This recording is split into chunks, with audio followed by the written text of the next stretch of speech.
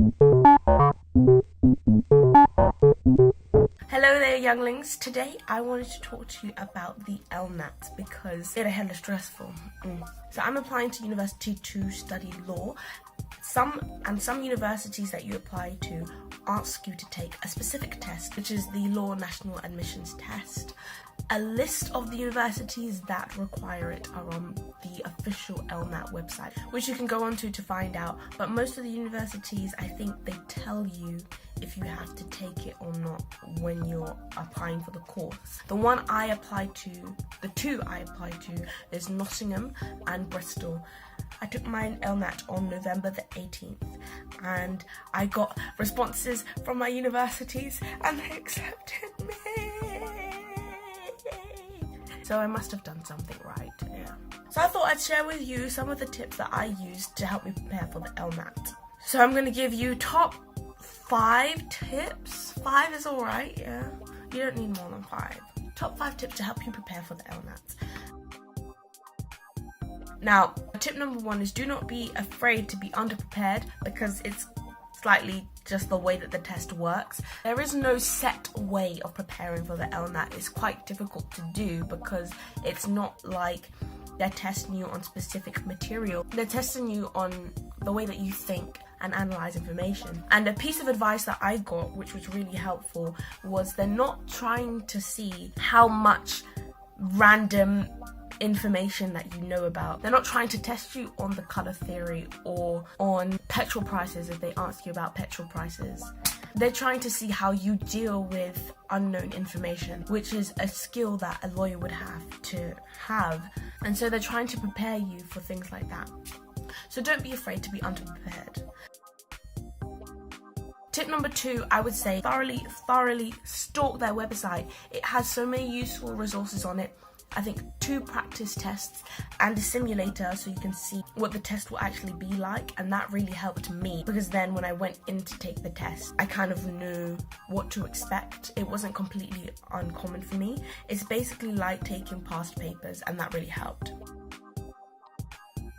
Tip number 3, I was told to read widely. Newspapers, anything to keep you up to date with current affairs because the LNAT can ask you questions about that. Don't be too worried if you don't know every single thing that is happening in the world at the moment. You don't have to.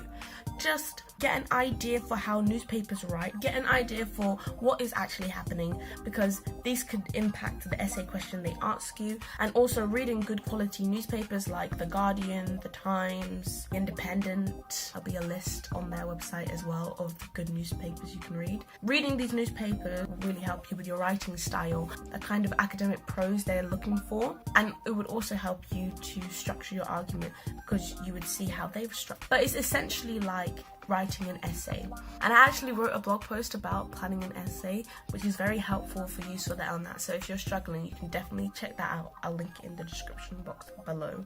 It will help you with your LNAT or with any other subject that's essay based. I had to put a little plug in there, but honestly it really helped me when I discovered these tips to writing an essay, so I hope that it helps you as well.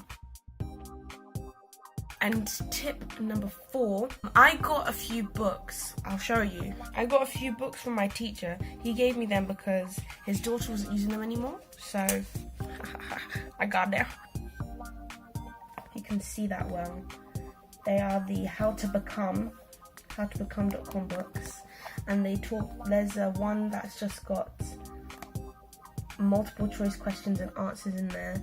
There's one that's got a full mock test, 1 and 2, and then there's one that's just got essay questions and answers, and then there's one big one, just take my name off that, one big one that has everything included about the LNAT. So it's got the multiple choice questions, the essay questions, and full mock questions in there as well. These were helpful because it was practice that I could take with me everywhere. I didn't need to do it on my phone or use the simulation.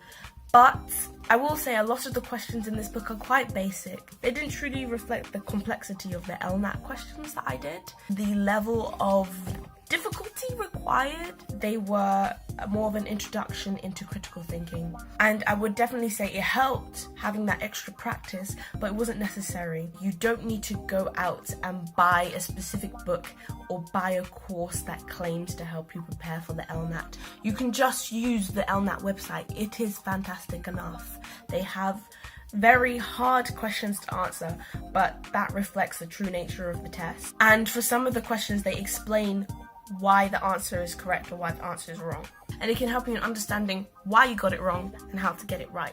I think those are the main tips that I would say you need. There's nothing very concrete. I can't tell you, revise this part of the law or read this book. It will help you tremendously and you'll pass with flying colours, because there isn't really a pass rate. There is an average and there is an above average. Some universities, like the higher end of them, I'm imagining Oxford would probably want you to be above average. Really not sure what mines were yet because I haven't gotten my results back. You don't get your results back immediately. If you took them before January, then you get your results in February. If you took them January to February, something like that, you get them in March.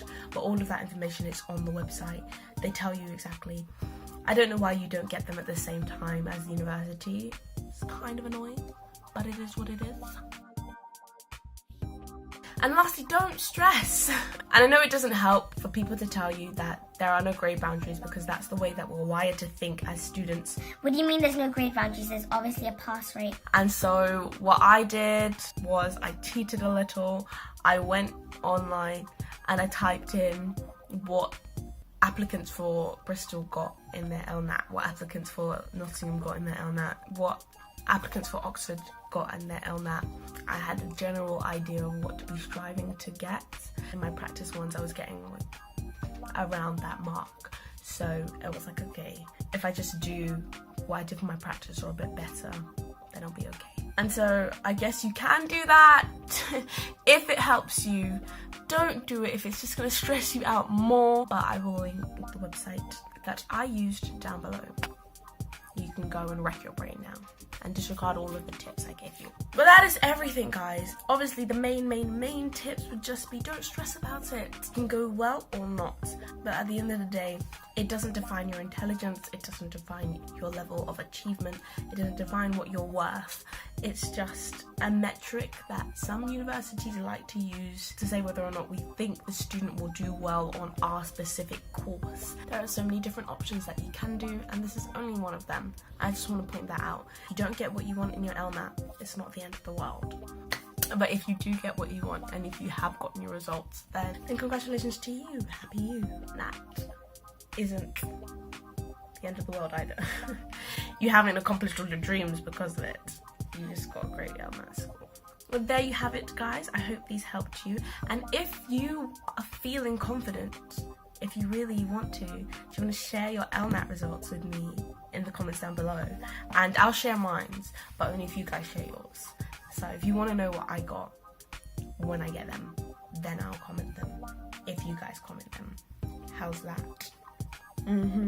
But that's all from me for today, guys, and hopefully I'll see you in the comment section, and if not, I'll see you in my next video. Bye bye.